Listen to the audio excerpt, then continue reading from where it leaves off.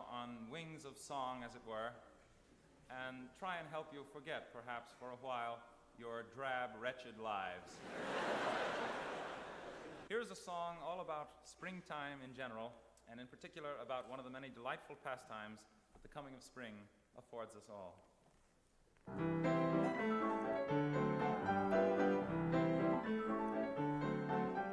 Spring is here, a spring is here.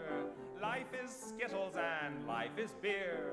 I think the loveliest time of the year is the spring. I do, don't you? Of course you do.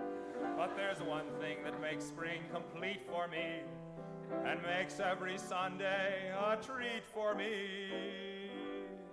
All the world seems in tune on a spring afternoon when we're poisoning pigeons in the park. Every Sunday you'll see my sweetheart and me as we poison the pigeons in the park.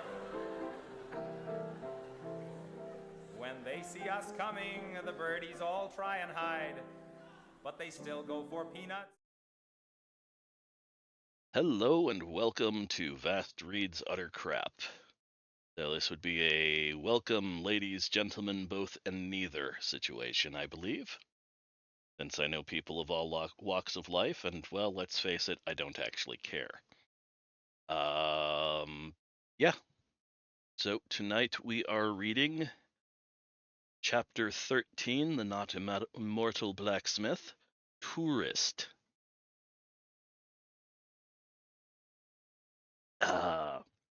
Mountain Dew, the beverage of gamers everywhere.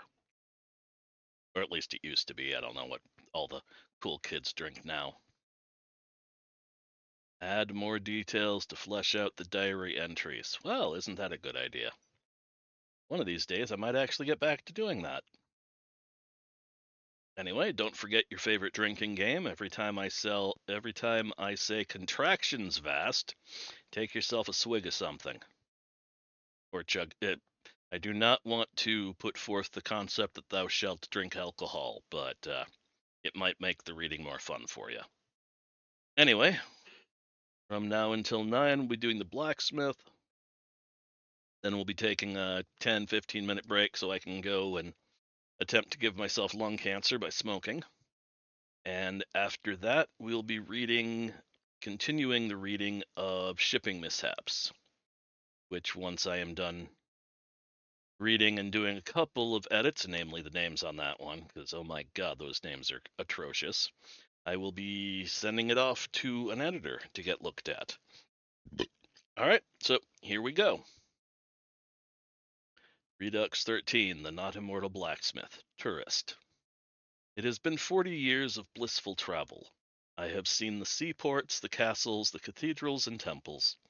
The architecture is truly amazing. One highlight was a well-preserved fairy ring. Beautiful place, very serene. It has been inactive for almost 1,000 years. There is some thought that at the millennium mark it will open again. I may come for that festival, although it will be another 100-some years. I stopped in at a newly finished temple to the dwarven god of crafting at the capital, or in the capital. Beautiful place, absolutely marvelous choice of stone and patterns. But why didn't that ass Bjorn tell me he was a god? Jackass. I'll be leaving once my hangover is over. Next destination is the Elven Wood, the Principality of Hartgalena. Hartgalenia? Yeah, I'm gonna have to read you some of these names here too, it looks like. The Elven Wood is a beautiful nature preserve. Quite like it here. I will soon be at the first elven city, Mapmore. Mapmore is a normal, by human standards, port town. Not much of the elven aesthetic to see. I will spend some time here to learn the language. Contractions vast. Take your shot, folks. I'll, as opposed to I will. Okay, and on we go. Only 2 years to learn the language. Another contraction, vast. Rapid Christ on a crutch. I'll never sound like a native speaker. I apparently lack some sense of the vocal structure. Ugh. Yeah, I misread that. I'll never sound like a native speaker. I apparently lack some of the vocal structure of an elf. Criminals are stupid. Off to Nimrali in the morning. Nimrali is a beautiful arboreal town. The blending of the architecture into the trees is masterfully done. I wonder where I could learn to do that. As an outsider, it looks like, hmm, do I leave it the way it is or do I make a contraction? Let's read it both ways and figure what we think. As an outsider, it looks like I will have to head to the capital to learn the ins and outs of the elven treehouse. Good thing it's on my way. Or, as an outsider, it looks like I'll have to head to the capital to learn the ins and outs of the elven treehouse. I think I will makes a little more of an impact there, so I'm going to leave that. After more than a month of traveling and sightseeing, I have arrived in Little Star, the elven capital. I have made inquiries and application to become an yeah, English is hard today. English is always hard for me at this hour of the day. I don't know why. I have made inquiries and application to become an arborist. While I wait for the bureaucracy to churn, I have gotten a job at another textiles firm. I look forward to learning about elven cloth and clothing styles. It has been 28 years, and my rise. Breathe, talk. Okay. Some days I can't even walk and chew bubblegum at the same time. It has been 28 years. My rise through the ranks as a tailor has been much slower here than back home. I believe it is mostly tractions vest. I believe it's mostly due to me being a human as opposed to a lack of skill. I have been informed that my application for arborist is now under review. We will see how long it takes. We will see or will see. I think it's contraction time again. Man, you guys are going to get drunk real quick on this one. 20 more years have passed. The elves have now accepted me as one of their own, and I am making progress through the ranks. Apparently, my lack of aging has not gone unnoticed. Much to my surprise, it has actually helped. I'm going to leave that one the way it is. I have been accepted for an arborist apprenticeship. They had expected me to age out. After I didn't, they accepted me into the program. It will take around 50 years. I am now a journeyman arborist. I have learned much. The elven god Greymore came to visit me yesterday. He said, and I quote, "You will be my disciple and spread my homes and ways to the world." I told him to piss off. I have been branded a heathen and a heretic. Again. Apparently, telling Greymore to piss off wasn't my wisest of choices. I have a week to vacate the country. Too bad. It was a nice place to live. Contraction vest. Too bad. It was a nice place to live. I think I'll go look in on the Fairy Ring Festival on my way home. Maybe I'll become a butcher.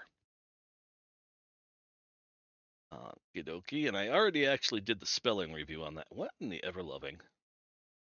I already did the spelling review on that one, so I don't have to do that. Click and save and close and look at window capture.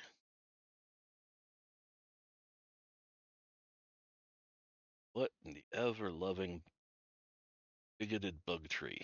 All right, this one again. Oh, that's right. I actually have to have it up before I can do that. Okay.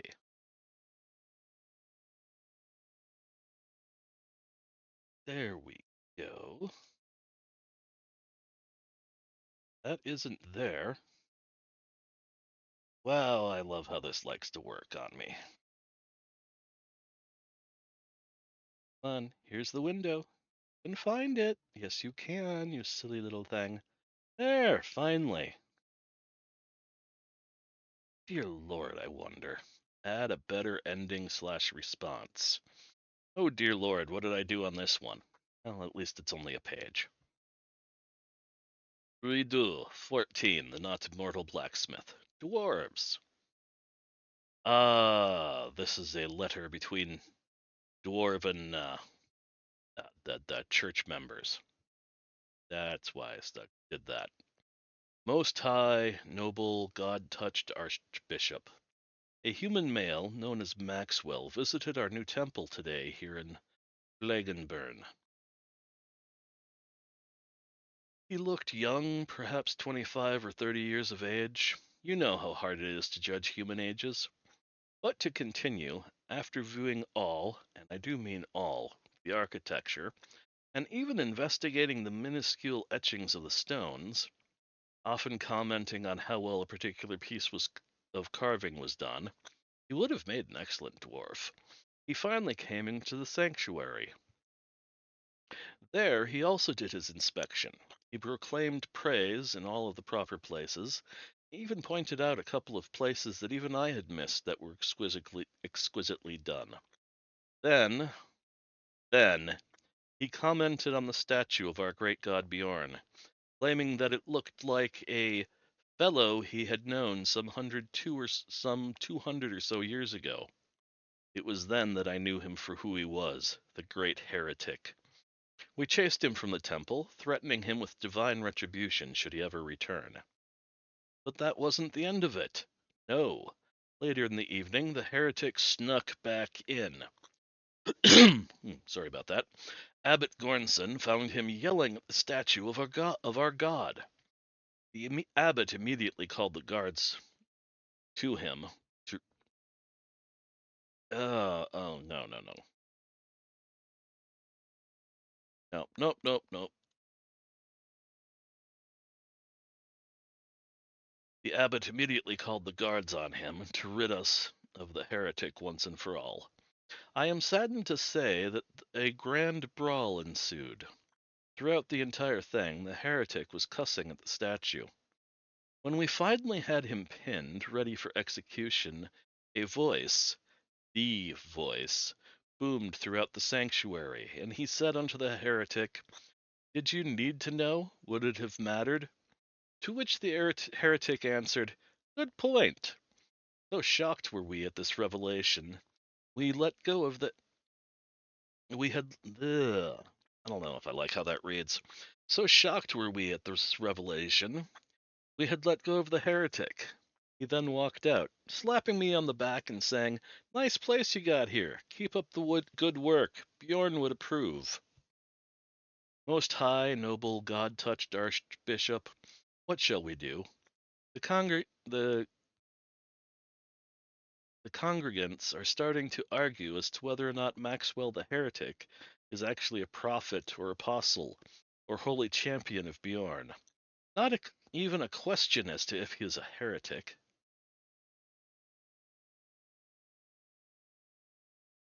There we go.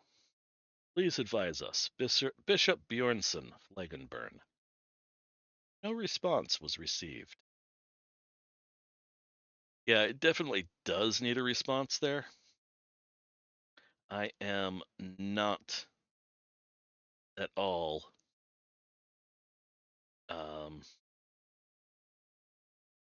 there we go. Oh wow. Can't believe that was only a couple of things. This does need, my note up here is correct. It does need a better ending or response. To be entirely honest, at this point in time, I don't know that I can come up with one that would be appropriate. Perhaps, I guess, just leaving it the way it is. At least for now. Alright. Next chapter. Oh, dear me. What have we got next? Number 15. Oh, yeah, this is going to be a fun one.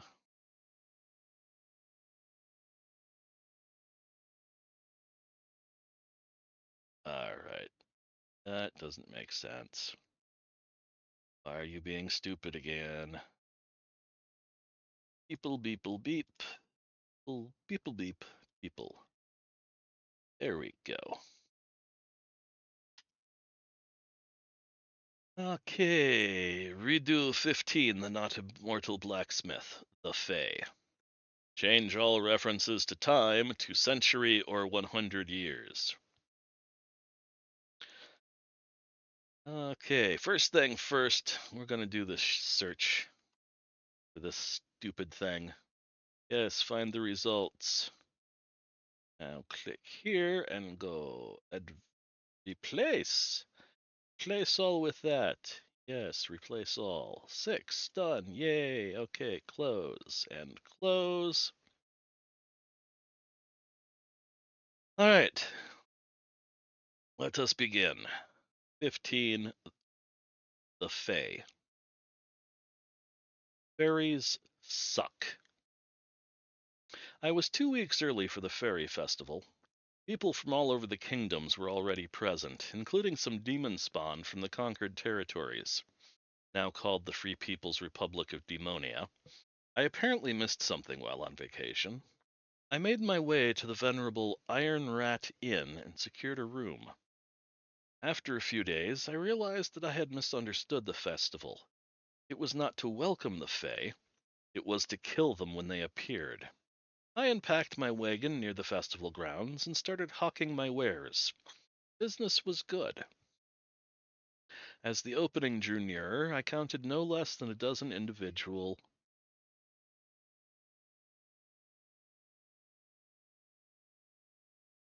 Oh, dear Lord.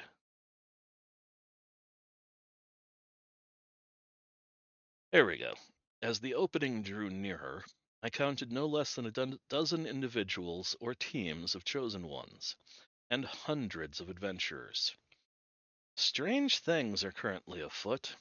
Some came by to purchase my wares or offer me greetings, while others just stood in the background with mixed looks of shock, awe, or terror on their faces.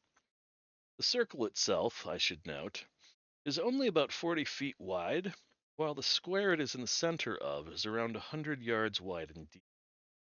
A beautiful place of statues and trees.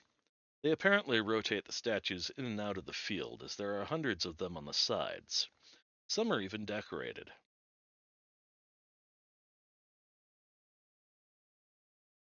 One day, not long after opening up shop, a young chosen one walked up to the counter and asked, "Are the rumors true?"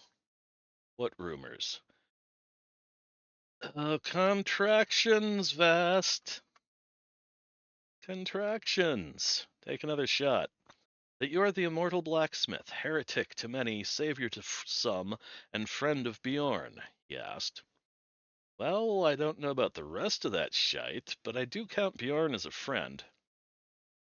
Okay, good. I am wondering. I'm not going to join you on some fool of a god's quest. If that's it, or if that's all, I have better things to do. Need to clear that up a little bit. There we go. No, no, that's not it at all, the kid said, dropping a palm-sized rectangle of metal and glass on my counter.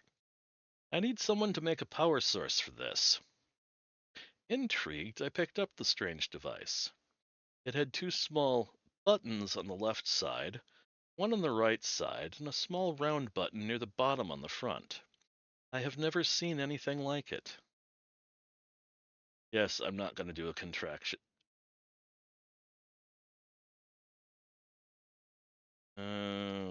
Had, not have.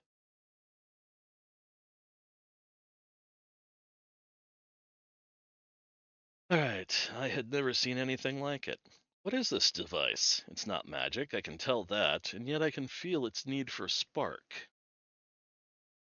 Back home we call it a cell phone and use it to talk to people all across the world, the young lad said. Ah, so a technological version of the new message stones. Similar, but I could also send pictures and text, not just the spoken word, he said. I'm John, by the way. I'm Max. You've brought me tractions, Vast. Man, if you guys ain't drunk yet, I will be surprised. I'm Max. You've brought me an interesting puzzle. Come on over to this side of the counter and tell me exactly what you need. Oh, I apparently can't even put in periods when I'm done typing sentences. How tired was I when I wrote this? Seriously. Alright. The ins and outs of cell phones are truly astounding. Once I got a charging station made so that it could eat all the spark it needed. John told me of his journey, how he was, in his words, kidnapped from his home of Rio. Needs a comma. Kidnapped from his home of Rio while walking down the street, to being told he was special by a god wearing a silver mask. I broke in at this point and told him that that was Belaros, god of something or another, and told uh, god of something or another, and told to make your way in this world and become someone to be proud of. Then dumping him off on the eastern side of Deep Fallsia. To say John was not pleased is an understatement. We parted ways a few days later. 3 days until the circle opens. I won't be on the front lines, but I will be observing from the back. The circle opened at noon. A blaze of multicolored light shone from the circle, then an ominous yellow portal hung in the air. As the Fae came pouring out, I was surprised at the variety. Snakes with multi-hued wings, pixies of every color imaginable, elves, not your standard elf, no. These were huge and beautiful and frightening. Ancient dwarves from your nightmares, just to name a few. They surged through fast as lightning, crashing into the front lines. Some of the Fae fled into the air, only to get picked off by the rear guard of archers. Others fled by magical means, disappearing in a cloud of dust or smoke. Then the Archfey came. The Archfey stood about 8 foot tall, all willowy and sleek. They cast spells without incantations, waved their hands, and clusters of fighters turned to stone or trees. They were beautiful. They were terrible. A flock of pixies chose that point to dive upon those of us in the rear. I managed to get my old shield up in time to keep them off me, but my neighbors weren't so lucky. They were ripped to shreds in mere moments. I had had enough. I waved my left hand and sent a gout of flame into the pixie swarm, killing some and burning the wings off of most of the rest. With my right hand, I grabbed my boomstick from the small of my back. I checked to make sure that all was in order with it, then stepped forward. I aimed for the closest archfey, took a breath, and slowly exhaled while squeezing the trigger, just like Tristan had taught me. The gun went boom. The archfey's head went splat and fell apart, silver and iron round doing its job. Then the rest of the archfey looked at me. Truth be told, their stares were frightening. I could feel them trying to claw at my mind. But as I have faced down God so many times, it wasn't that bad. I kid, it was worse. As my sight started to swim, I heard music. Loud music. Heavy music. Music filled with words I could barely understand. English words. The beat was fast, the lutes electrifying, the drums. Just wow. The words. The words buoyed my spirit and put iron in my spine. My eyes cleared and I looked for the source. John. John had his phone plugged into some sort of device, and the device was making the music come forth. And as I watched, gun in hand and mouth agape, the chosen ones became emboldened. They screamed and charged the Fae. Some forgot their weapons in their hands and bit at the enemy. Some chopped and others punched. I regained myself and started forward. I emptied my boomstick, killing 3 more and wounding another 2. Tristan would be so proud. After holstering the boomstick, I called my third best sword to my hand and laid into the Fae. I did not get the decisive blow, but I would like to think I made my mark. Battle over, it took less than an hour, and I was exhausted. Music was done, and those of us left alive just stared at the slaughter. Some slumped where they stood, others fell to the blood loss from unfelt wounds. I, as well as most, just sat down where we were. There were the occasional giggles from the ones who had been broken during combat. Yeah, okay. There were the occasional giggles from those who had become. I'm going to put quote marks around broken. Should even it out a little bit. There were the, there were the, there were occasional giggles from the ones who had become broken during combat. Thankfully, they were few and far between. When I took an accounting of myself, I realized the reason for the strange looks I was getting. I had no less than 17 arrows in me that had yet to fall out. My armor, such as it was barely holding together, and my poor shield was done for. That and the lack of obvious scars on my should be wounds.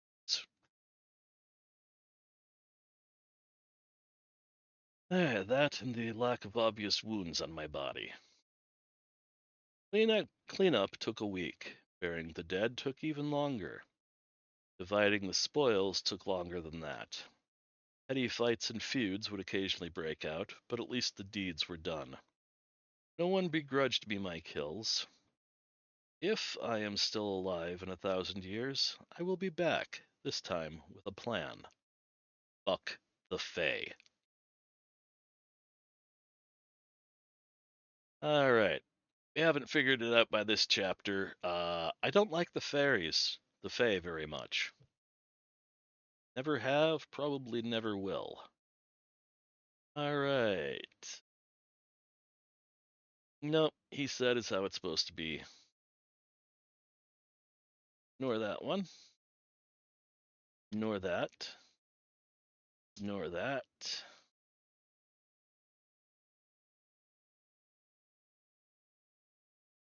Oh, double spacing.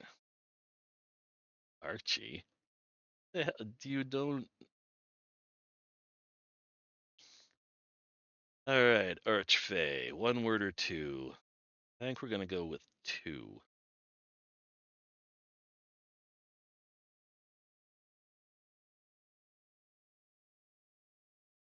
Oh, I didn't catch that. Of pixies. Yes, yes, yes. Archfey.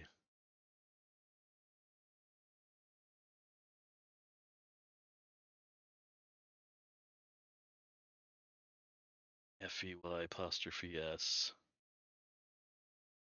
Ignore that.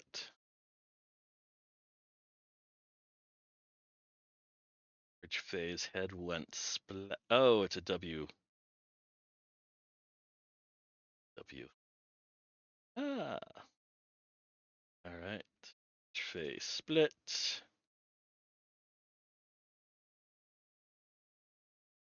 Oh, where?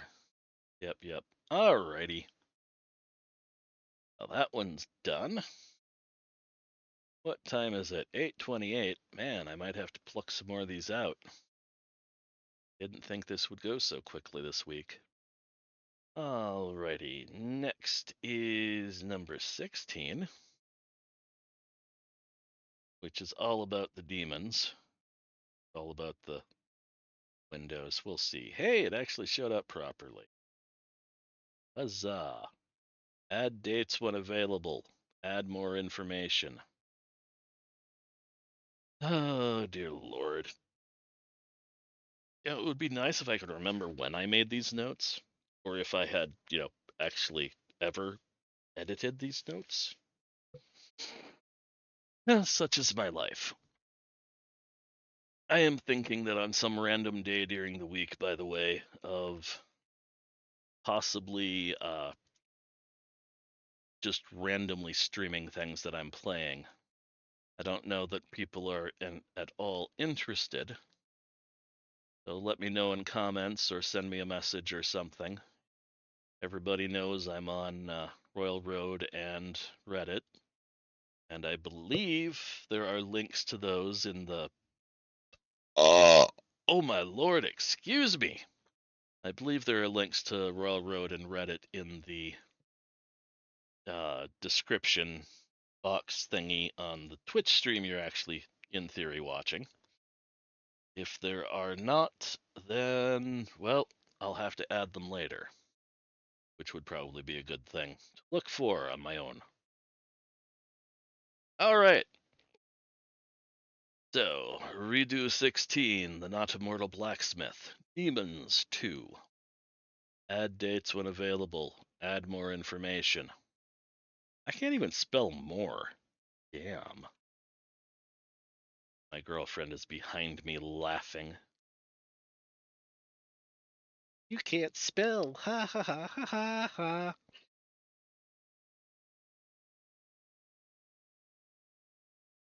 Alrighty. Selections from the personal journal of Demon Lord Grexa of the New Lands. It has been 3 years since that cursed heretic has left my lands. My soldiers are restless and becoming complacent. A few have deserted, well, transferred, to other armies. My replacement troops can hardly be called stellar. 4 years since the heretics deal was struck. Several of my soldiers have decided to retire.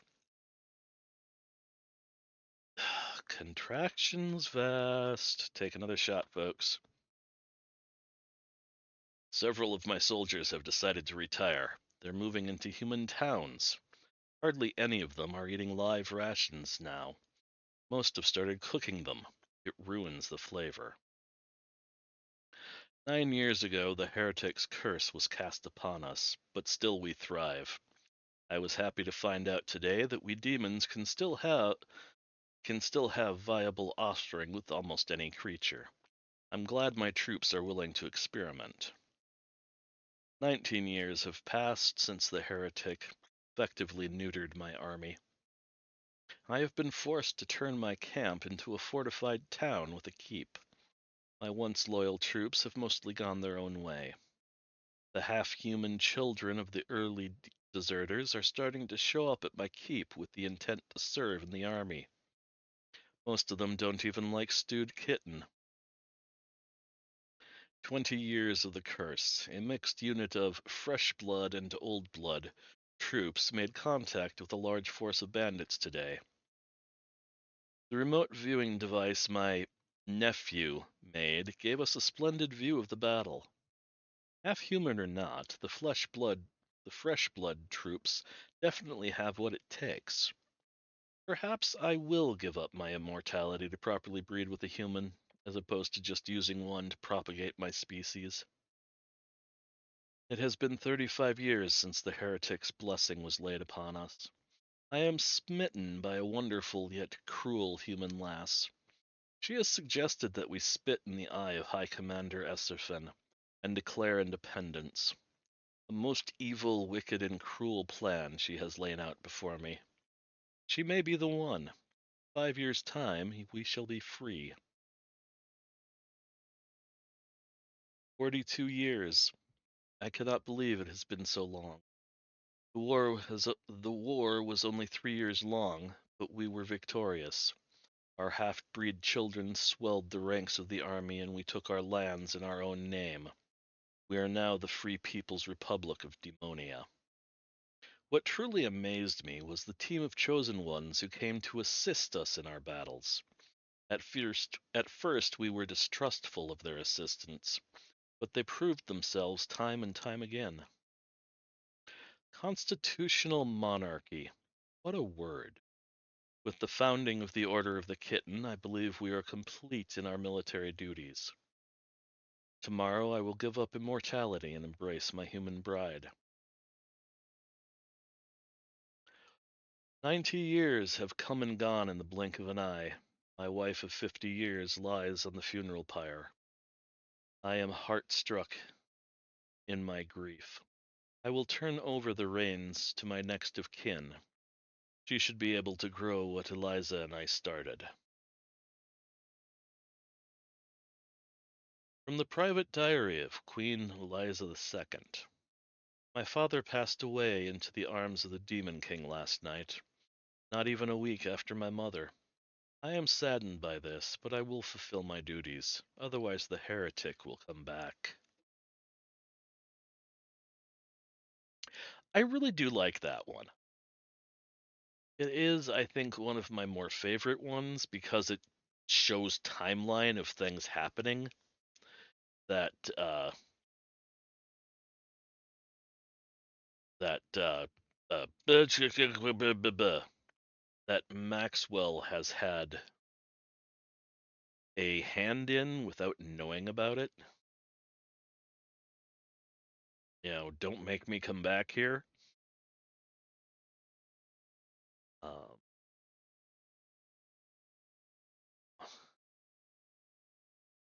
Riddles rain in. Yep, rains. Ignore all. Alrighty. But yeah, it shows the back end of what Maxwell's actions are doing. In this particular one, I like it going from the cursed heretic has left, then it's a curse, then it's uh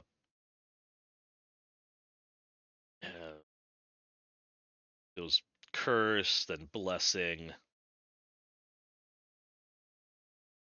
Just I find it amusing. Sometimes we surprise ourselves as authors.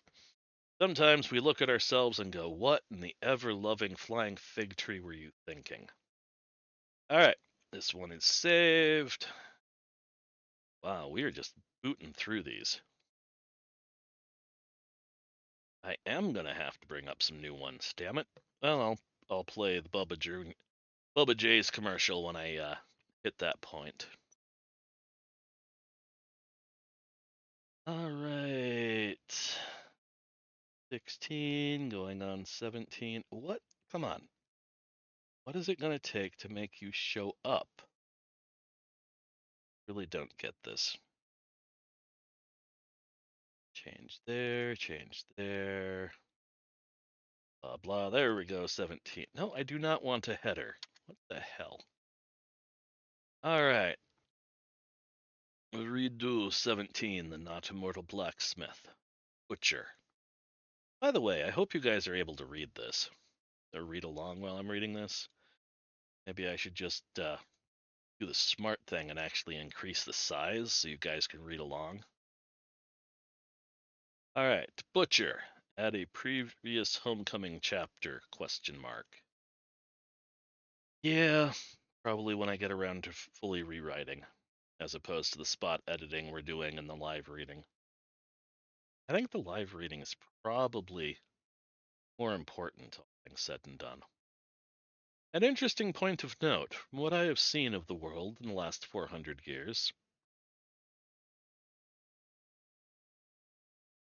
Alright, that right there I can say already needs semicolon as opposed to a comma.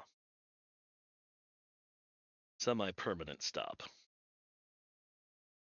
What I've seen is that even with all the chosen ones running around with ideas and technology far in excess of our own, we as a people haven't advanced in technology the way we should have. I wonder why. Alright, and yet again we are doing find and place. Oh my lord. Because let's face it, I hate those. Replace all, 25, done, close. Oh, this one's actually 5 pages. It might actually take us to 9 o'clock. That would be nice. All right, let's actually get this started. Redo 17, Not Immortal Blacksmith, Butcher. An interesting point of note, from what I have seen of the world in the last 400 years, is that even with all the chosen ones running around with ideas and technology far in excess of our own, We as a people haven't advanced in technology the way we should have. I wonder why. I have made it to Einar's duchy. I am far too late. Einar is more than 50 years in the grave, and my goddaughter more than 20. Einar's grandson sits on the throne now. He is a nice lad of some 40 years, with a wife and passel of kids. I introduced myself to him on market day, and he about wept.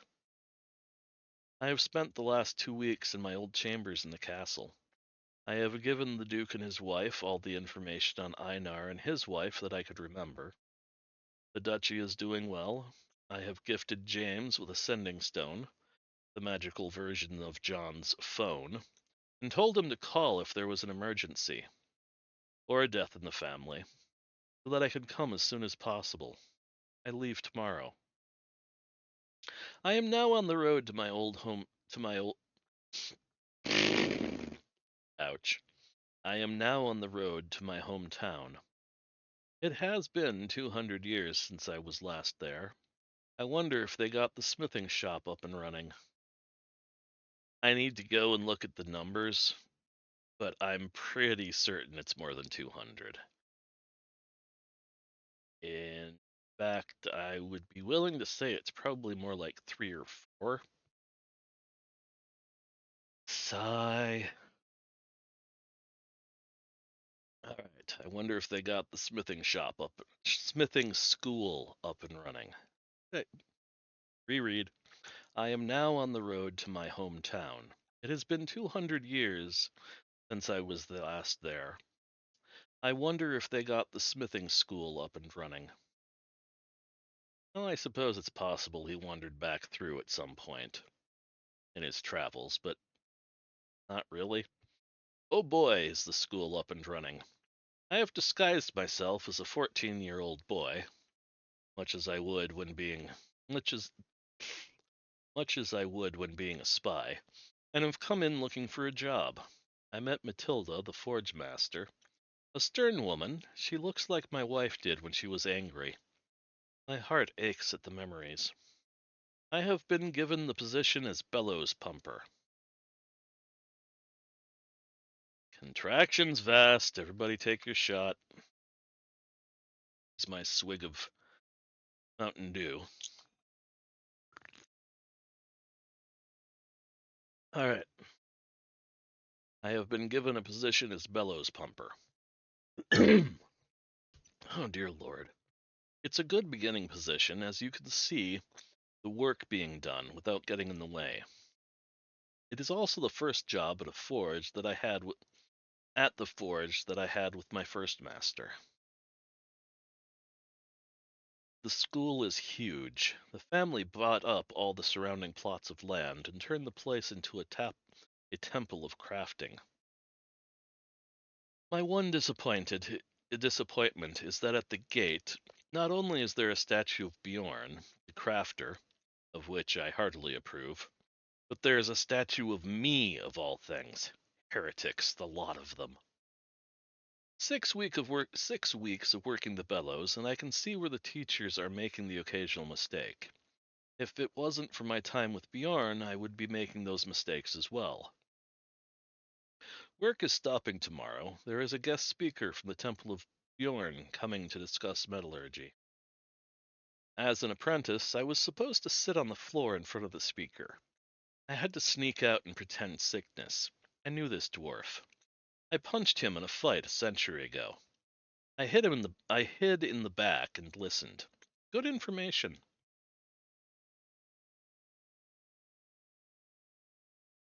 I've been found out. Hey, I actually used proper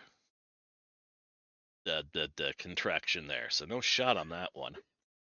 I've been found out. After getting into an argument with a drunken journeyman about layered steel blades, I had wandered.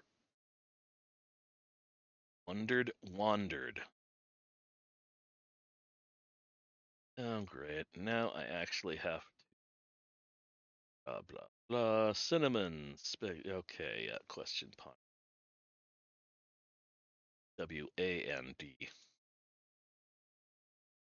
I had wandered around, angry, letting my feet find their own way. When I looked up, I was in my old forge and had already started a project. It was already late and everyone was asleep, so I finished it, a fine water steel short sword. When I woke up, I saw them, all of them. Everyone from the school was standing there in silence, staring at me. I kind of blushed and said hello.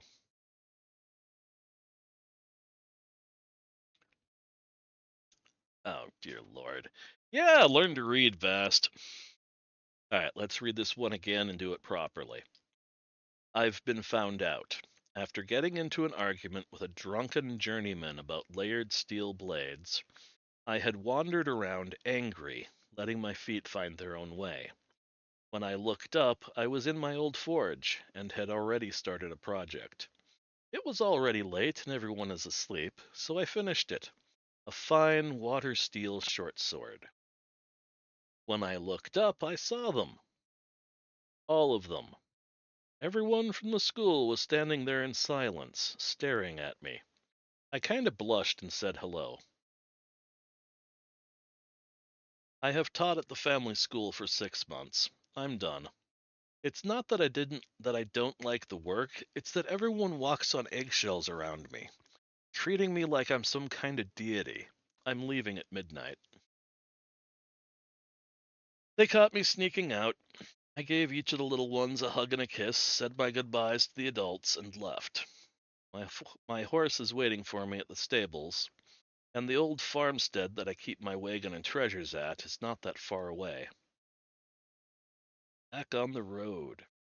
Feels good to be moving again. I have decided to head west. A coastal town sounds good. It's time to learn a new trade. I stopped in a small town today after cracking an axle on the wagon. Stupid potholes. Looked in the window of an apothecary shop and saw, on the top shelf, a very familiar cut glass vial with an even more familiar yellow liquid inside. Shit. Going to have to buy that in the morning.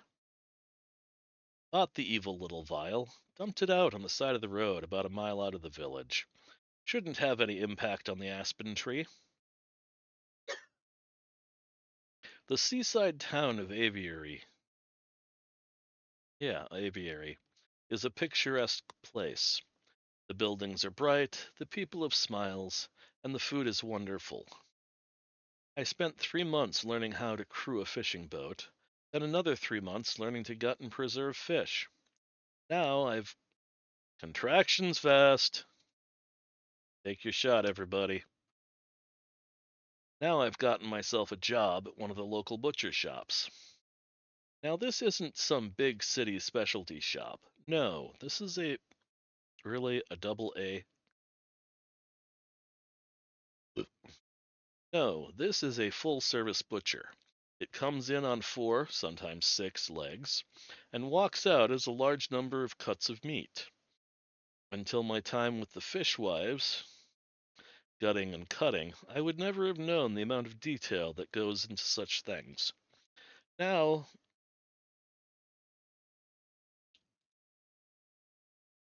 contraction vast. Now I'm learning the business from the business end forward. Hee hee, it's a pun. Butchering isn't a hard business, but it is a hard business. One wrong cut with the knife, and you turn a gold piece cut of meat into a copper's worth. Not to mention that you might lose a finger. Pinky Joe can tell you all about that. I've been here a year now, and have mastered most of the cuts, but I don't have all the finesse cuts down yet. We had a hunter. We had a hunter bring in a hex bear yesterday, a large breed of bear that has 6 legs. I've heard rumors of the things, but never seen one before. I was allowed to assist in the skinning, but only allowed to watch the butchering. I now understand why. The hex bear has poison glands in all 6 paws, but but the meat around the glands is a specialty and dangerous to extract. Inky Joe made a small miscut and got some of the poison on his hand. He almost died from it. I have been here for 7 years now. I love this village. I love this business. I don't love that the new smith in town recognizes me from the family school. I've had a word with him, but I don't think he will.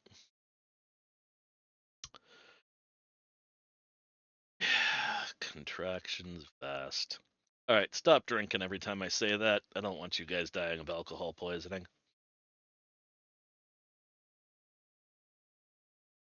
I've had a word with him, but I don't think he'll be able to keep his mouth shut once he starts drinking. At least he can do his job properly. The winds and rain of spring have come and gone, and with them I am as well. I have said a fond farewell to my friends and co-workers, and carry a letter of recommendation from Wendell, the master butcher. I traveled to the north to test my skills. I have traveled through several small villages on my way north, none that have been in need of a new butcher. I have stopped and talked shop with many butchers on my way. Some were pleasant, others were hostile, but a few drinks on me and we were best of friends. It bothers me that I haven't seen the goddess for a while. I wonder what she's going to show up. I wonder when she's going to show up again. I have found a place, a small coastal fishing village, very near the Demon Lands. Adventurers have been coming through a lot lately, carrying any number of magical beasts. I can learn a lot and can help out the locals.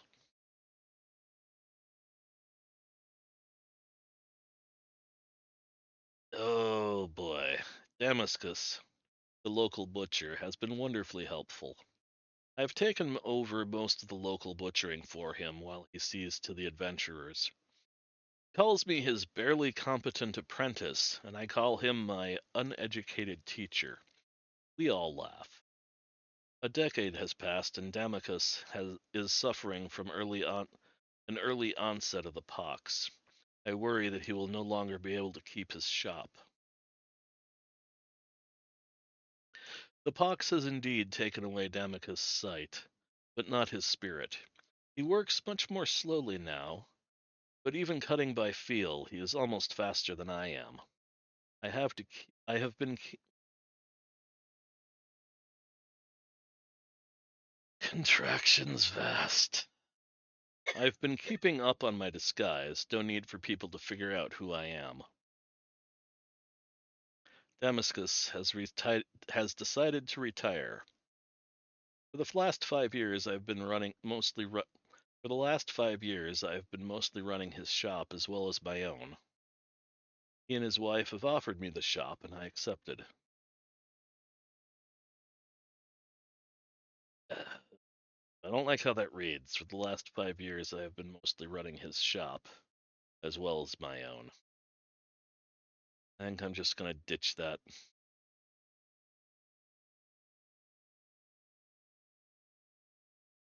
There we go. For the last 5 years, I've been mostly running his shop. He and his wife have offered my the shop. Really? He and his wife have offered me the shop, and I accepted. They have purchased a place in town, and I expect to see them regularly. Almost 20 years in town now. The beauty has never left, but today it is gray. The town all turned out for Damachus's funeral. His wife passed last fall, and he barely made it through the winter. He passed in his sleep, surrounded by friends and family. I gave the eulogy. Perhaps someday I will have a friend who will speak at my funeral. Someday.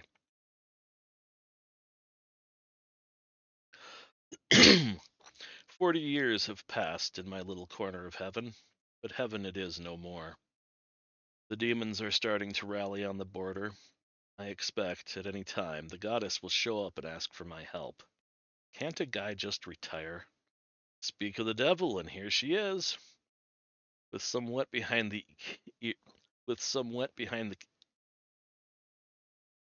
to read, with some wet behind the ear kid in tow. Great. How do I say no to that? Easily. I'm helping the townsfolk evacuate before the swarm of demons can come over the hills. And the idiot and her kid I don't haven't left yet. Needs a yet in there. And the idiot and her kid haven't left yet. I don't have time for this shit. Look, you idiot. Fine, I'll take the kid and train him to throw away his life just like you want. Just get these people safely out of here. Granted. Her voice sparkled as it boomed across the town. And with that, the whole town and the idiot herself vanished. All right, that should be a comma, not a period, honestly. Damn idiot took my shop. Okay, kiddo, let's get you started. Yes, the goddess stole his shop. He probably deserved it. I mean, this is Maxwell the Heretic we're talking about. All right, we are going to go through the quick review spelling and grammar. Rolled, full service, hoppers, who's, someday, that's huzzah! And while I queue up the next one, we're going to go and listen to Bubba J's commercial. I'm sorry, I started that wrong. Next, we're going to do Bubba J's commercial while I queue up some stuff and take care of some stuff. And then it will be break time for about 10 minutes so I can go take care of my own things. So I will see you back in, I don't know, a few minutes. No. I'll see you when the commercial's over.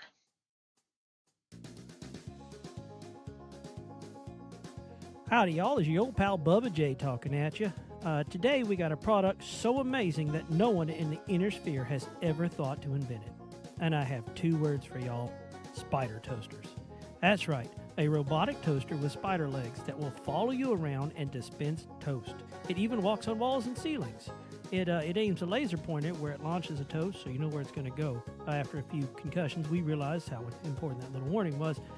Now, I will admit that Amy from accounting still has nightmares from the beta testing, so we put googly eyes on it, so now it's probably fine. And for a limited time, you get a free spider toaster with the purchase of a Warhammer or a Marauder. And as for quality, don't just take my word for it. Listen to this testimonial from one of our satisfied customers after Leroy did some work on his Mac. Thanks to Bubba J's Fusion Reactor Bacon Cooker, I've been having the crispiest bacon of my life. But the problem is, I've been glowing green recently, and I do not understand why. But the cockpit of my fire starter hasn't smelled the best ever.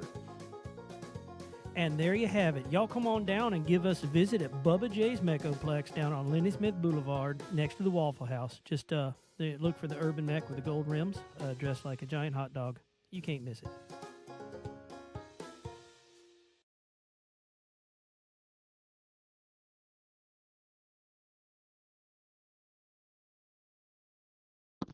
All right.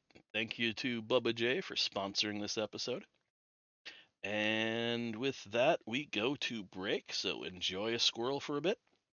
And we will be back in just right around 10 minutes.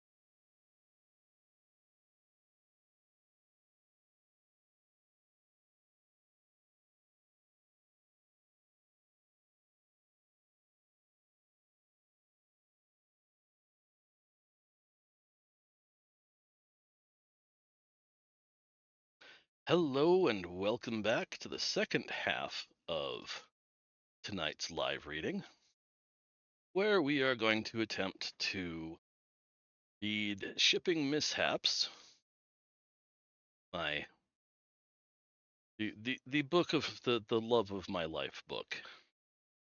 I think I can delete that now.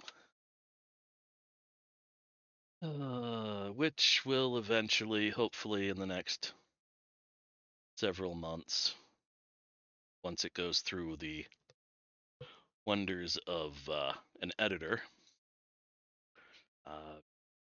Oh, my brain doesn't like me today. All right, once this goes through the wonderful fun of an editor, it should hopefully eventually get up on Amazon. I'm not sure when that will happen, when that will be needed, etc. ad nauseum. And we may actually get to chapter 11 today. Well, no, 38. And we will get through chapter 11 today, or get into chapter 11 today. All right, it's 9:09. I think we'll start.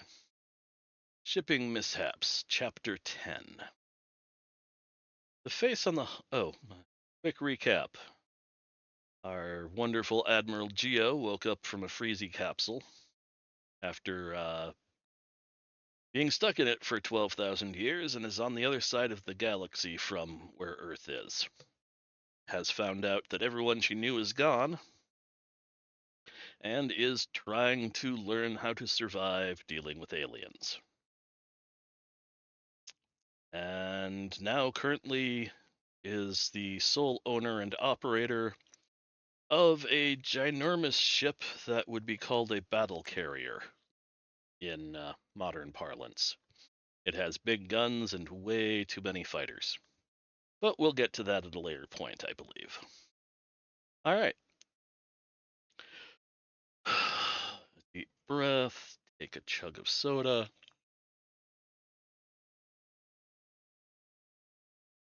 And go. Chapter 10 of Shipping Mishaps. The face on the hollow screen was ugly, green, and speckled with saliva. You will shut down your engines and prepare to be boarded, it said with a nasty, sharp-toothed grin. The rest of the thing wasn't any better looking in Geo's eyes. Okay, that is mangy. Mangy-looking fur with dried food in it, torn up and hole-riddled shirt, ripped down to the middle of a distended belly. It was kind of dog-like, just ugly. Listen here, Puta, I ain't doing anything that you demand. Not even if you ask politely. Now to quote Grandma Penny, bless your little heart, Geo said back, smiling, deliberately showing her teeth. You have been warned, stupid creature, the thing on the screen looked to its left. Answer it, open fire. Let's open up that tin can. Bring shields to full, charge 3 sliver cannons, and prepare to fire on their engines, Geo announced to the bridge crew. Bring up a view of the other ship on the aux screen. The opposing ship, a tramp freighter that was bristling with weapons, fired a full volley, just as the Nautilus brought its shields up to their full strength of 46%. The incoming blasts of energy beams and kinetic slugs made a slight ripple against the shields. Eat a bag of male genitalia, Geo smiled into the hollow, then commanded, return fire. 3 small hatches opened on the side of the Nautilus, uncovering the point defense sliver cannons. Each of the cannons fired their 2-ton iron ceramic rounds at the ship's engines. The first round went wide and the weapons tech cursed under her breath. The second round blasted through the freighter's shields and impacted the engines with such force that the vessel started to spin end for end in the vacuum of space. The third round hit the spinning craft in the bow, slowing the spin but tearing the front third of the ship off. Captain Ludd, do we have to render assistance to our opponent? Geo asked. Well, Admiral, as they are pirates, and attacked us, we are not required to render assistance, was the response. Oh, sorry, folks, I should have opened this up a lot larger so it would be easier for you to read along. We are not required to render assistance, was the response. Good to know. She looked to communications. Get me a comm channel to our opponents. I want to ask for their surrender. As the seconds ticked by, Geo thought over the last 3 days. The pay scales were fairly easy to adjust. The contracts she, Campy, and Laud had come up with were reasonable. Of the POWs, 6 had elected to not sign on for full-term contracts, as they had family they desperately wanted to see. All things said and done, I haven't done too bad, she thought. Now I just have to do my first delivery. The hollow cleared, and a very frightened creature stood in the camera's eye. Behind it, the bridge was in tatters and smoking. We surrender! Please, don't shoot us again! Well, that was easy. Stand down and prepare to be captured. With a wave of her hand, she cut the transmission. Docking bay, tractor beam that ship and bring it on board. Security, gear up for bear and report to the docking bay. Geo snickered. Bear, Mr. Teddy. She laughed, garnering strange looks from the crew. Respa 3 station was about a quarter the size of the Nautilus, if one was being generous. Very generous. Small ships were clustered like flies at an outhouse around the station, and soon around the Nautilus. Several of the small ships practiced strafing runs, peeling off just before hitting a tall piece of superstructure. One small ship missed, destroying itself completely on the shield. Eventually, Geo had communications call Grespa 3 station for coordinates for orbital station keeping. The station's comm officer just laughed. Park that tub anywhere you want. So they did, between the station and the system's sun, just close enough to block the station's solar arrays. 5 minutes later, they got a call. Move your 17's thrice damned tub out of the light, or we are going to fire on you. Traction's vast. That got their attention, Geo mumbled. To whom do I have the pleasure of addressing? She asked. I am station manager Majoyce. Now, are you going to move, or am I going to have to make you? Majoyce asked. You're welcome. Fractions, my bane of my existence. You're welcome to try, but I will move momentarily if you can answer 3 little questions. First, who won the 1987 World Series? Second, have the Packers ever not sucked? Third, does Ogif the Curious still want his package? Geo asked.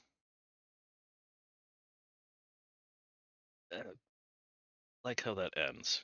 Oh well, Geo asked, a very amused expression on her face. What does a series of worlds have to do with anything? We do not mock the Packers of anything here. I will have someone go and ask, if he still wants his package. Now move! There needs to be an apostrophe there, Majoyce answered with looks of anger and confusion. With a look of anger and confusion. Helm, you heard the being. Let's move. And let's not be a poop excretion orifices about it.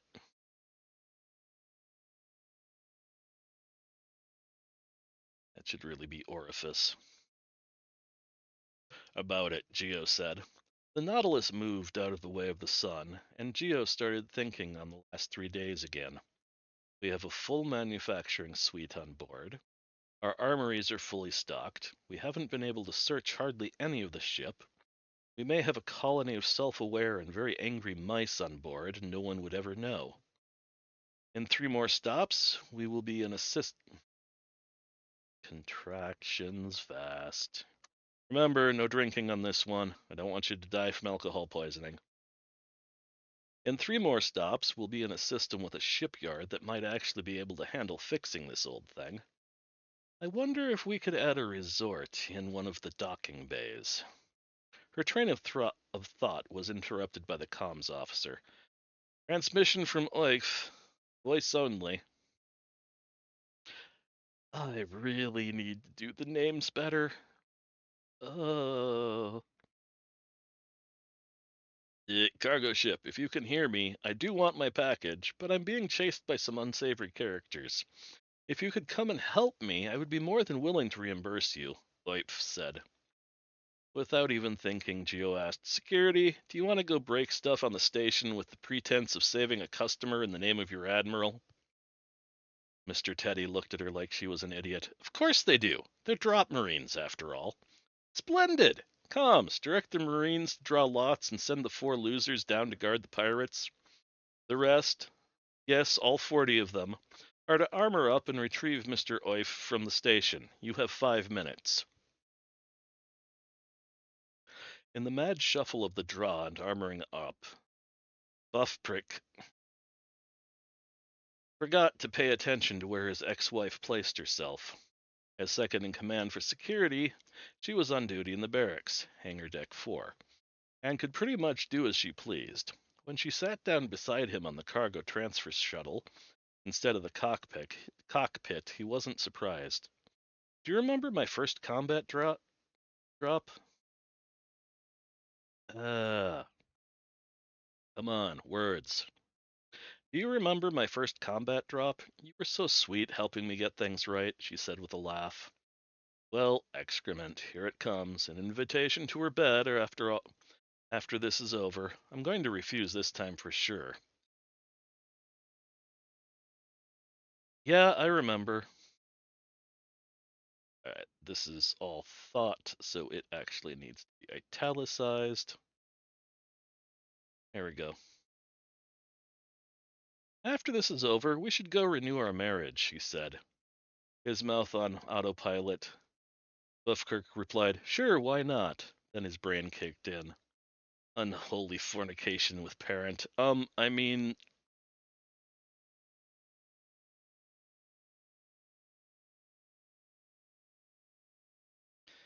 There we go.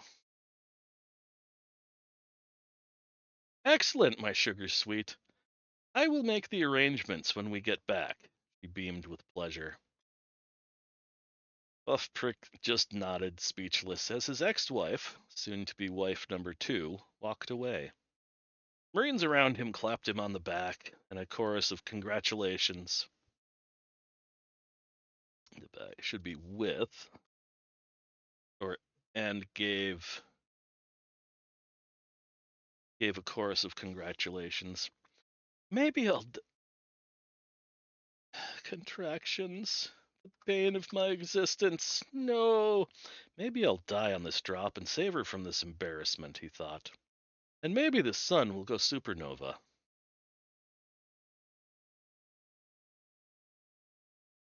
They dropped to the station. Grug and Glug were digging out Uff's package when they noticed it. It was up against the far back wall and was covered in what must have once been a stealth tarp, the type used to conceal tanks and such on the battlefield.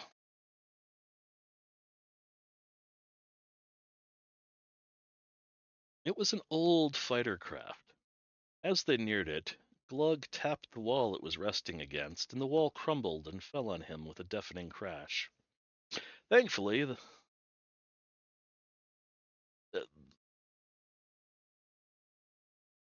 thankful that the wall had only been 30 feet tall. That needs to be in brackets. Glug crawled out from under the rubble with only a few bruises. He lied to Grigg about it on his OSHA report. Behind the fallen wall was something to behold. Fighter craft. Lots of fighter craft. They had hit the jackpot. Grug had also found the package. Now, gentle reader, imagine, if you will, being a member of a criminal organization. Imagine that you and your gang of thugs are chasing your target down a dimly lit corridor. Chasing them hard. They are slowing. Boom! The walls on each side of you explode. Out from the now destroyed walls come a full platoon of drop marines, weapon of a very deadly military variety pointed at you. What do?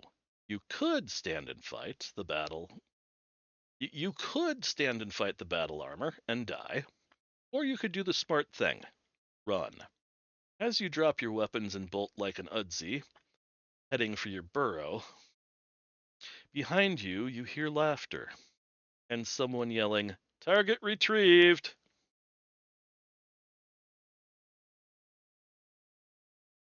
Yeah, it definitely needs to be yelling.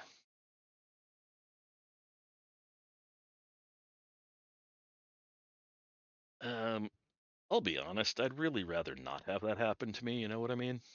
I think that would be just a little pee inducing. But, gentle readers, that's just my own personal opinion. I mean, there are some, what's the word I'm looking for? Incompetent or not very bright individuals. Military generally calls them crayon eaters or refers to them as Marines. That would probably stand around and try and fight something like that.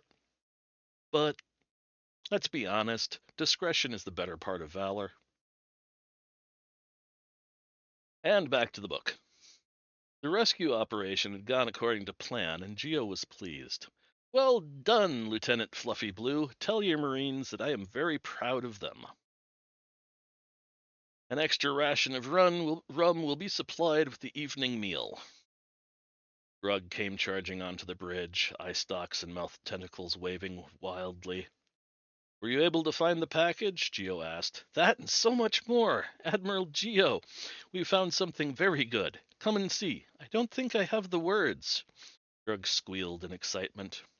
Geo cocked her head to one side. Okay then. Captain Laud, you have the bridge. Grug, let's go. They approached the broken wall carefully, not wanting any more of it to collapse. So what was so important that you had to have me come and look at it? Geo asked. Then they reached the opening and she gasped. Oh my god, they're beautiful. She stared across the deck at the several hundred various fighter craft. I think I may have just peed myself a little bit. Oakth, one of the dog-like Felid, was standing and staring at a dirt Rockian. How could I not have let that be capitalized? In the flesh. He knew, from reading way too much, that she was, what she was, who she was, and how she had gotten here. He had also seen the news broadcast about the treaty she had signed with Grand Admiral. But it was different to meet one in the flesh. She smelled exotic, nice, good, and for some reason he didn't understand, he wanted to please her. Hello, Admiral Geo of the Dirt Rockian people. Thank you for coming to my aid. Is there any way I could repay your kindness? He asked. Again, supposed to be capitalized for Dirt Rockian. Well, that depends. Are you good at anything? Geo replied. Oh, and I also need you to sign here and blood sample here. She held out a data pad to him.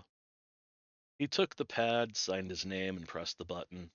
A needle sampled his blood, then the device beeped twice, recognizing him for who he was. He handed it back. Well, before I came here, I was a medical doctor specializing in cybernetics. I am also a competent engineer. Very well. You can have a job. Captain Laud, sign him on, and let's get out of here before the idiots decide to do more than splatter themselves on our force screen. Geo said, then headed for the lifts. Oik's head was spinning. What? Who? Huh? He looked at the Groax standing next to him. Yeah, she's like that. You get used to it. And yes, everyone wants to please her. Greg has no idea about why, but even she isn't sure. Greg has an idea about why, but even she isn't sure. Captain Laud answered. Now let's go get you kitted up and introduce you to your new bosses. The three surviving members of the pirate crew were busy cleaning a docking bay floor. with toothbrushes. They had decided this was the best thing to do in order to avoid the Dirt Rockians' wrath.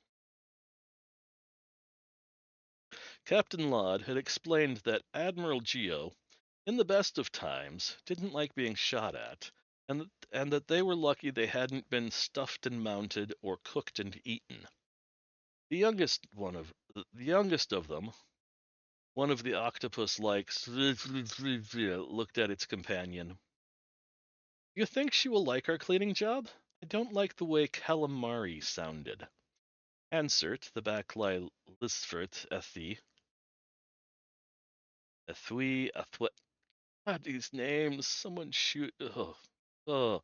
Past me, I hate you, and raise the one-fingered salute with both hands. Ansert, the bat-like bleh, who had, until recently, been second in command, replied, I don't like how she said bat wings for the cauldron either. That woman scares me, right down to the tip of my tail. I think she's nice, said the immature eight-legged unflick. I think she would go far in the nest, probably eat the queens and take over. Do you ever think about anything other than food? The Listvari asked. Not usually. Only just now I'm thinking that I can sense her approaching the door, and I don't want to be her supper. The prisoners were doing an excellent job scrubbing the floor. Geo was pleased by this. Maybe I should give them the proper equipment and turn them into janitorial staff, she thought. Well, if they can earn my trust, I will offer them the job. She opened the door. Gentle beings, you are doing a wonderful job. Keep up with the good work, and I might offer you a job that isn't as food, Geo said. The former pirates had stood at attention when the door had opened. Actually, they had all come to attention just before the door had opened. Very peculiar. She would have to think about that later. Now, since I can't be bothered to set a permanent guard on your door, I am going to... More bane of my existence. I'm going to have it mechanically sealed. But if you really feel the urge to escape, I'll have...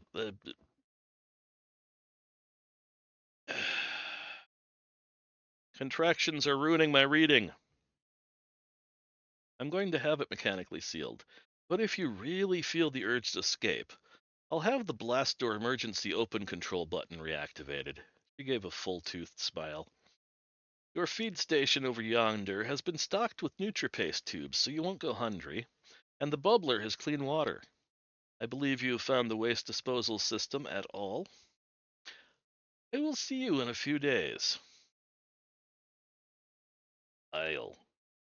I'll see you in a few days. She waved and stepped back out the door. Campy, what the hell am I supposed to do with prisoners? She asked. Do I really need to include the AI? Probably. She asked the AI. Well, we could turn them over to the authorities at the next station, or vent them into space, or just let them stay in there until they die, Campy replied. Or we could transfer them to the actual bridge. Actual brig. Wait, we have a brig? Geo yelled, kicking herself mentally. Of course we have a bridge. Why do I want to keep saying bridge? Of course we have a brig. Is a millet. I'm going to change the is and was around, because that just makes a lot more sense.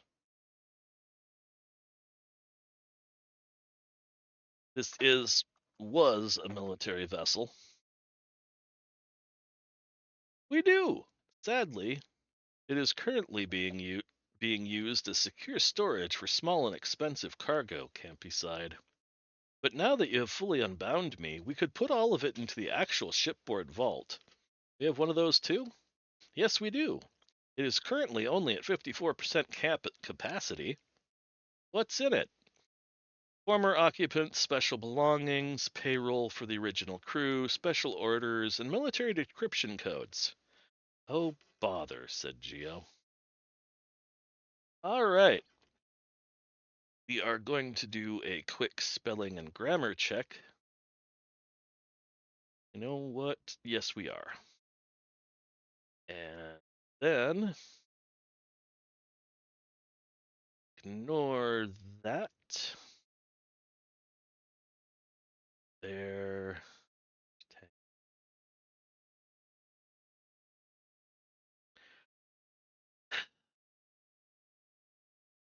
Now, we're gonna leave Hirschtang alone right now. And ignore of those, ignore that. Struggled in vain as opposed to vain. Ignore all SNR protocols. I'm not going to bother adding to the dictionary. Or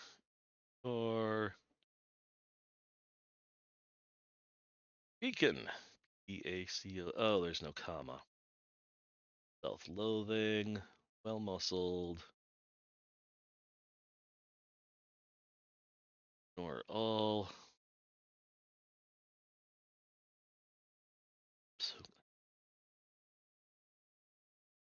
Cool. All right.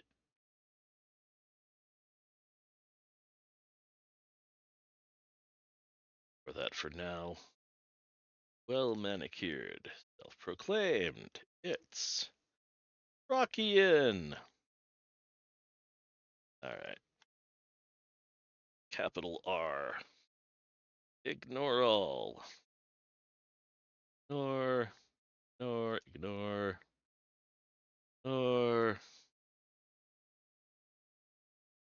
Great grandnephew. Actually, going to. Oh, grandnephew is one word. Wow, 49 pages of spelling.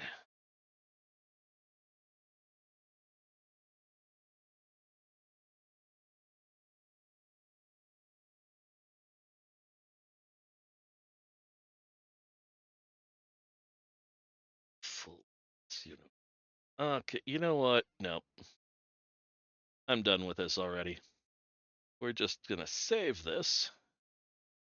And what time is it? 9:35. Wow. Damn. All right. Is that actually that hard to read? Yeah, it looks like it's that hard to read. I'm sorry. See what happens like that. And let's see if any of that makes it easier to read. Not really. Just me, or is it just that hard to read on screen? Damn, that's depressing. I was hoping having it blown up would make it easier to read, but apparently not. Guys in the comments need to tell me about this when it doesn't work right. Very distressing. I want you guys to actually be able to read what I'm doing. All right, we're gonna close that out, and we are going to find the next one. Oh my. Did I not have? Oh dear Lord. What am I thinking? Lordy, lordy, lordy. I'm gonna actually have to look up on my desktop where the hell this is. All right. Apps. One. Chapter. Mishaps. Old crap. Current. Yeah, that didn't help any. Old crap. Also didn't help. All right. Book one. Chapters. Did I ever actually download the entire bloody thing? Well, there's only 19 chapters in the entire thing. But still.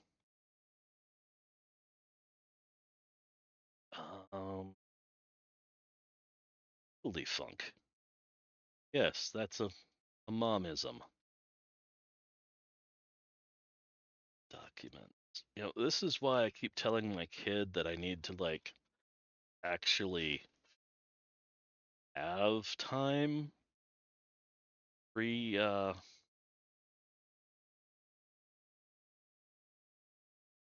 pre-work to actually deal with this. that anybody ever listens to me, but such would appear to be my job and my lot in life. Makes me very, very disappointed.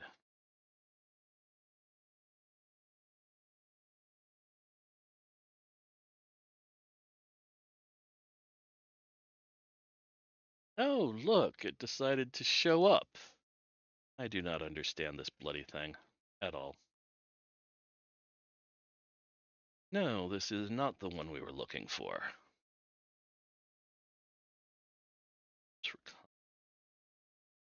So here is where I start getting annoyed, because I know damn well that I had stuff set up and ready somewhere. But apparently that somewhere is not here. One chapters, not what we were looking for. Edit mishaps. Current. Old. Ah, here we go.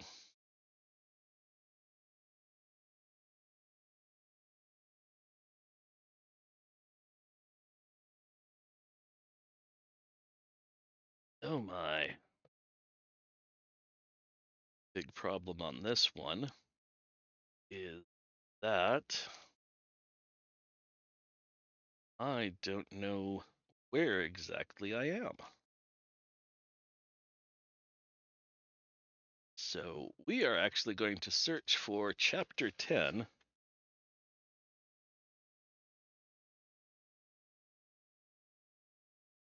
One result for chapter 10.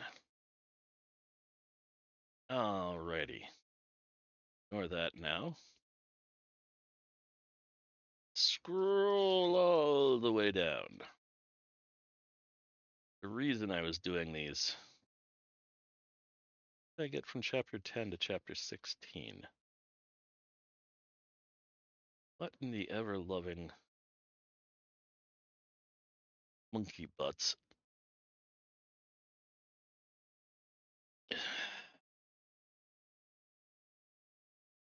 Oh, I can't even seem to find my own. Come on. No. Find in document, chapter 10. There we go. Close. All right, there we go.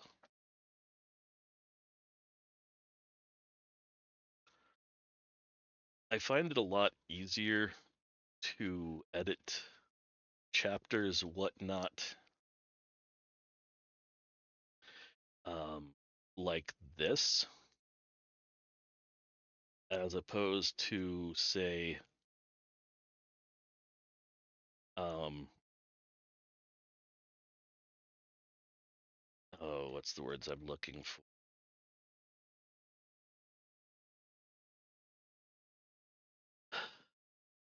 As opposed to doing it entirely in order. Compartmentalizing it works best for me.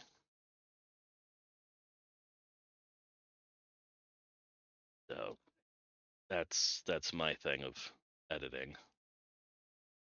Chapter 13. How much of time is this going to really take up? Well, it's my own fault, Vast, for not paying attention to what I was doing. Yes. Chapter 14. Almost there. Get to the end of chapter 15 so I can copy and paste into a new document. La la la la la la la. Yes, this is me being stupid while I wait and curse myself for being dumb. There we go. From there to in there. Alrighty. Copy. Yay, I learned how to copy.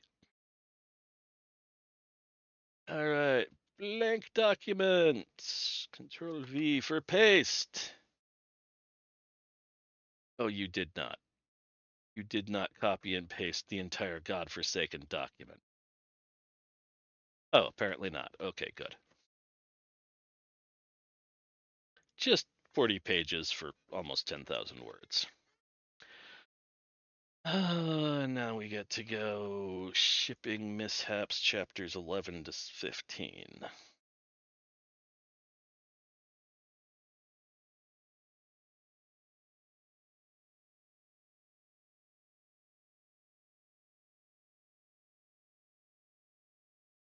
Okay, and then we copy that.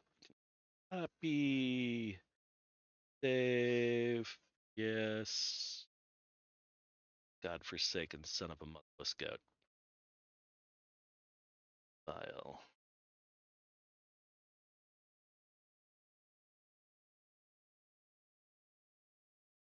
No, I do not want. I want it. You ever have one of those days? Everything sucks. You just want to bite someone's head off. Fairly certain there's a not desktop documents, Redux, shipping mishaps. There we go. There. Oh my god, we've got 15 minutes. You think we can do chapter 11 and 15? I think we're probably screwed. Carrot Head 2000. Yes, when I worked retail, it was every day. Yeah, you and me both, brother. You and me both. Can you actually read what I have up on my screen, by the way? I would really like to know. Because if you can't, I find myself wondering what the point is. Barely. Son of a motherless goat. All right. Let me see if shrinking it down a little bit makes it easier to see. And we have no clue. Does it even show it as having been shrunk? Shrink it a couple more times. Put it 2 pages at once. And leg.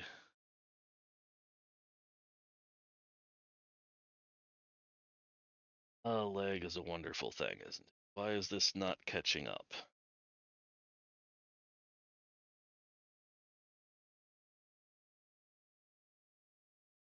Some days. Okay, with them you can, without them you have issues. That's good to know. And hey, I still don't have a dropped frame rate. Oh, okay. Well, if I look at it on OBS, USB, whatever it's called, it looks like it can be read okay. But that being said, it also looks like it's stuck at the wrong thing. All right, now it's being stupid again. Mom, my computer's being stupid.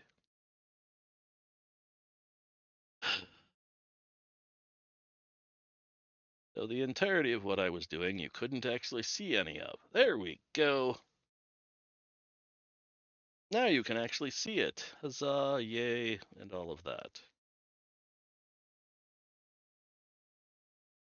Which one am I working? Okay, this one is not what I'm working on, so we're going to close that. All right. Here's the one we are actually working on.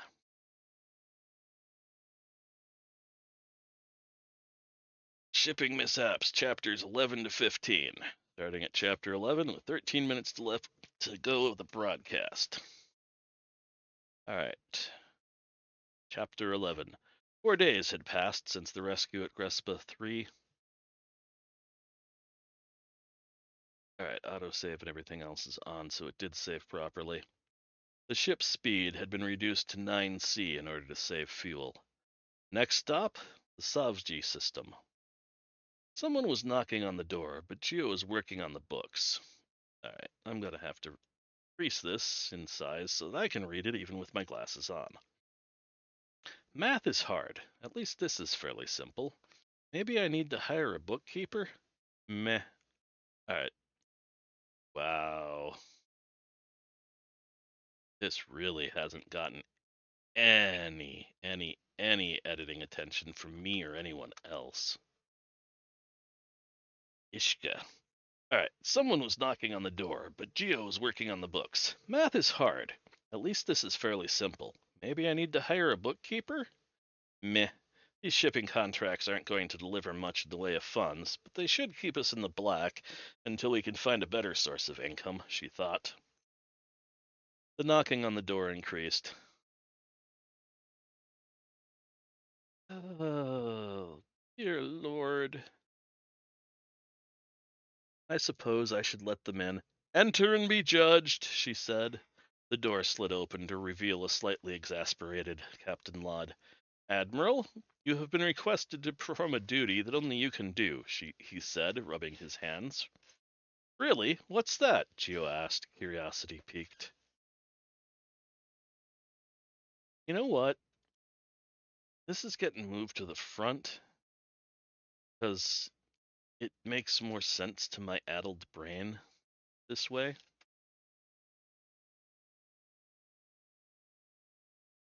And capitalization, something I don't usually struggle with. Mistyping? Definitely. Curiosity piqued, Geo asked, Really? What's that? 2 of your crew wish to be married. Galactic law allows, nay requires, that shipboard weddings be performed by the highest ranking officer on board. It is a great honor to be asked to do this, Lod said. Well, then I guess I must. Who's getting hitched, and when? She asked. They wish to get married when we are finished with our current delivery. Apparently they both have family in the Swaji system, whom they would like to invite, Lod said. Splendid! We should have Bay 2 cleared out by then. So who am I marrying? You aren't Alright. Anti-contraction, because it is Captain Lod talking, and Captain Lod does not use contractions. You are not getting married. Brunel you call Big Blue, and her ex-husband, PFC Buffper Lod.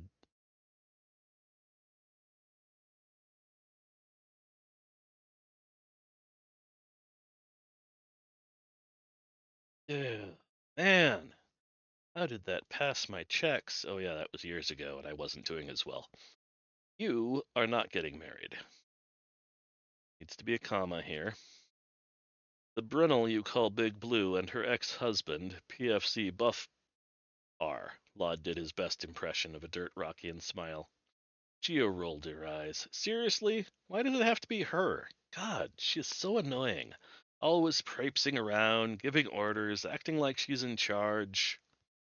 Sounds like someone else I know, Lod said. Oh, stop it. Your smile sucks, responded Geo. I guess I need to find a dress uniform of some sort for the ceremony.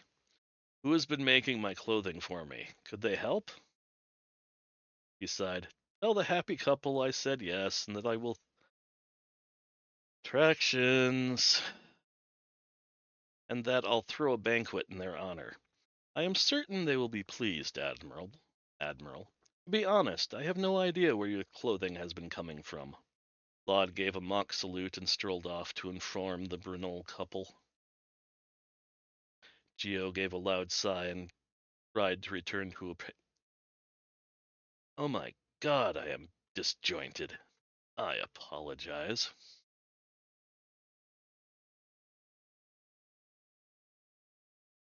Alright. Geo gave a loud sigh and tried to return to her paperwork. After a few moments of staring into space, she asked, After a few moments of staring off into space, she asked, Campy, who has been making my uniforms? I have been having. Alright. Does the AI use contractions? I think so, because it's designed to be appropriate with the people it's talking to. I've been having them made in manufacturing, was Campy's quick response. Well, thank you, Geo replied. Any chance you could have them make something fancy for the impending wedding? I believe that can be arranged, was the reply. All right, and here we are with these stupid triple stars. I have been trying to replace them as we go. Replace them with the dash. Replace all. 31 replacements. Yay, and close. All right. I'm just calling him Bob. Bob was not happy. He was very not happy. It wasn't that he didn't love his ex, quite the opposite. That's why he had gotten the divorce. He couldn't let her tie himself to a dead end like him.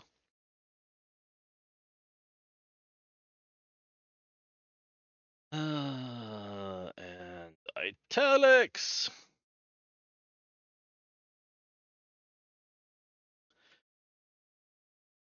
And delete.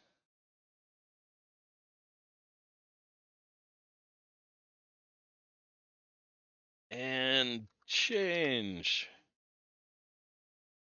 All right, Bob was not happy. He was very not happy. It wasn't that he didn't love his ex, quite the opposite. That's why he had gotten the divorce. He couldn't let her tie herself to a dead end like him. What am I to do? Maybe I should go plead my case to the Admiral. She's smart. She should understand, he thought, and headed to the bridge to plead his case. So, let me get this straight. You don't want to get remarried to her because you feel you lack something. That's all? Did she say yes the first time? Did she say yes this time? Then she loves you, you idiot, Geo said after the case was pled. But, Admiral, Bob responded, think of her station in life. Think of the heights to which she could soar without me holding her back. She could. Bullshit. That is utter and complete bullshit, Geo interrupted. Now stand up straight and grow a pair. Do you love her? Yes, with all my hearts. That's why I want the best for her, Bob responded. Well, then do what's best for her and marry her, you idiot. Geo shook her head. Now get out of here and do your damnedest to make her happy without taking yourself out of the picture. Bob ran. This is the end. Uh,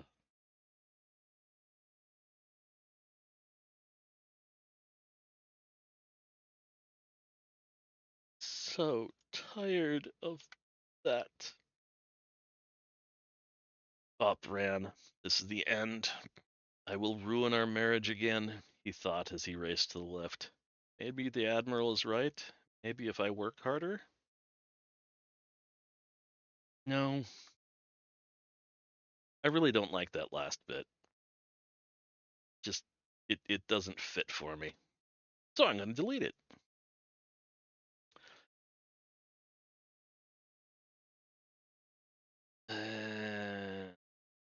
More italics.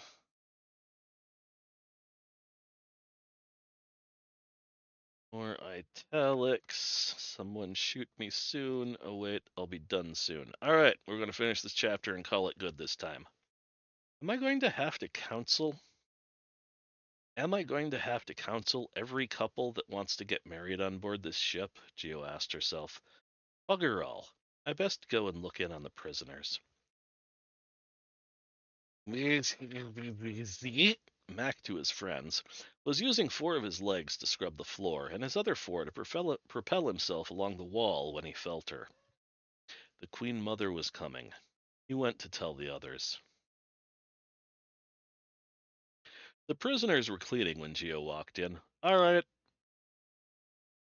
Contractions again. Think I was pregnant or something with all these contractions. Not a frickin' word out there. Especially if you're watching Ducky, not a flippin' word from you. The prisoners were cleaning when Geo walked in. All right, I've seen what you can do here with crap equipment and minimal supplies. How would you all like a job? The aliens looked at her, mouths agape. Seriously? The spider looking one asked. We're wanted pirates. Why would you offer us jobs? The other pirates gave it the equivalent of the stink eye. Because, instead of doing anything stupid, you cooperated. You did your jobs, and you did them well. She looked them over again. So, do you want jobs, or do I drop you off at the next station for the bounty? The three aliens huddled up for a moment, then the spider stepped forward. We accept your gracious offer. One day was left until arrival on the Svaj. Keyboard pasta, typey type bad. One day was left until arrival on the Svaji system. The new janitorial staff, after a bit of hazing, was getting along fairly well with the rest of the crew, except for the spider. Geo finally asked someone about it. Hey Grug, why is Spidey getting the cold shoulder from the crew? He seems nice and easygoing. You don't know? Of course you don't know. First off, they eat their food alive. Second, everything is food for them. Third, they were part of the enemy in the war. Okay, so that's kinda gross. No one likes to be looked at as food. Oh, oops, Yo said. But what does the war have to do with anything? Alright, history lesson. You know that we were on our way to a war when you were kidnapped, correct? Yup, Geo responded. Well, the spiders, as you call them, were on the other side. They aligned with the ruling class. Well, their queen mother did. That meant that all of the nests did too. After the queen mother's ship was destroyed and her body roasted by plasma, they started attacking everyone. Some science types said it was psychic backlash from when the queen fell. Others said it was the lack of the queen's calming influence on their minds, and that they went back to being the primitive hunting species they had always been, just with space as their new hunting grounds. And this is bugging me after having found out that always need to use quote marks as opposed to apostrophes. And I apologize if you can hear my girlfriend cackling in the background. Now, when you find one somewhere, you start looking for the rest of the nest, because you know they are going to. Because you know. Attractions. Because you know they're going to eat you. Over the last 12,000 years, they have calmed down a lot, but the rumors keep cropping up, Grug finished.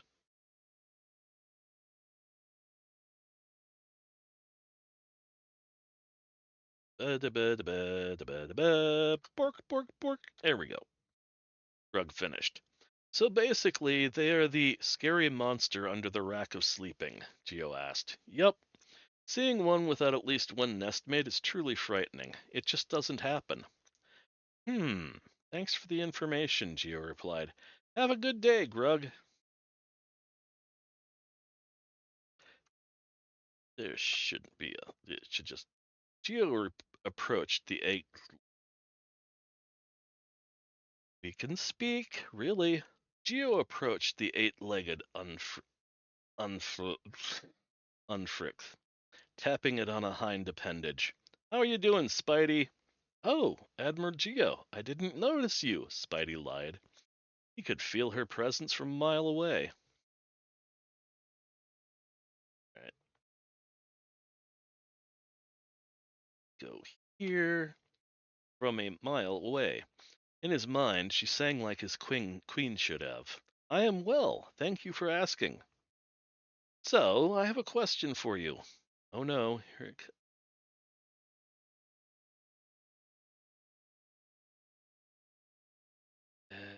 or italicizing, or getting rid of to himself. Oh no, here it comes, the old, are you going to eat the crew? Or, can you dispose of a body for me? Or something like that, he thought. Yes? Where's the rest of your nest? Traction.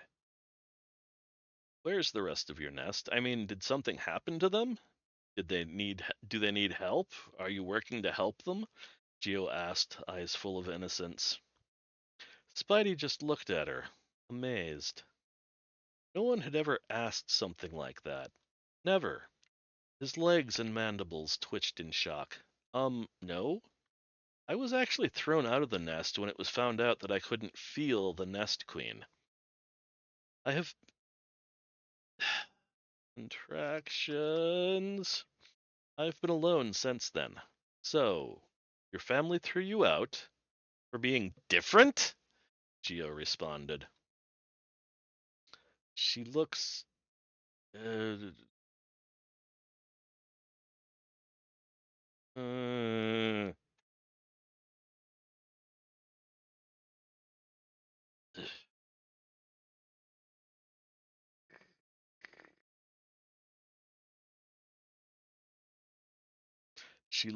feels upset and not at me? She's upset for me? Spidey thought, legs and mandibles twitching again. Yes, Admiral, I lacked the ability to speak to her. Again, those are supposed to be supposed to be quote marks, not apostrophes. I also lacked the ability to hunt for the pleasure of the hunt. I am a failure for my species, he finally said. Well, procreate, that noise. Right in the place poop comes out. You're now.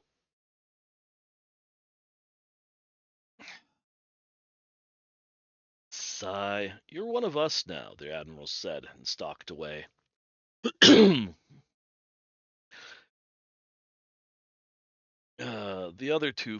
The other two former pirates came out of the room they had been cleaning. Thanks, Spidey. Didn't want her to see that we hadn't finished off the room yet, Hansert said. The Octo, Squiddy, looked around. What did she want? She actually asked me about my nest, Spidey said, his appendages shaking. Well, damn. I thought it had gotten burned out and you escaped. I didn't want to bring up bad memories, Hansert said, looking sheepish. I think she was angry at them for throwing me out for being different. She said something about, you are one of us, Spidey said, eyes wide with wonder. Does that mean I have a new nest? That should be lowercase. I don't know, but I hope it does. I hope it does, Hansert said. I get the feeling. Never mind. Hey, Grig! Geo walked into the med day where the slug-like Gurgmisk doctor was treating a Marine for something. Did you know that Spidey got thrown out of his nest for not wanting to hunt for fun? She asked the biggest gossip on the ship. Really? That is. I'm going to. That is surprising.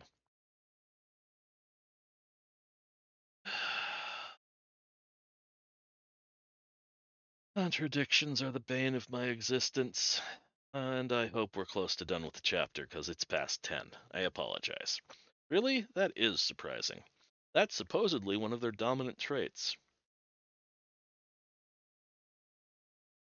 Dear Lord. I'll need to have him in for another chat, Greg responded, eye stalks waving wildly. I thought you might like that mystery, Geo smiled. Alright, Geo smiled needs to be at the beginning there. Smiled, comma.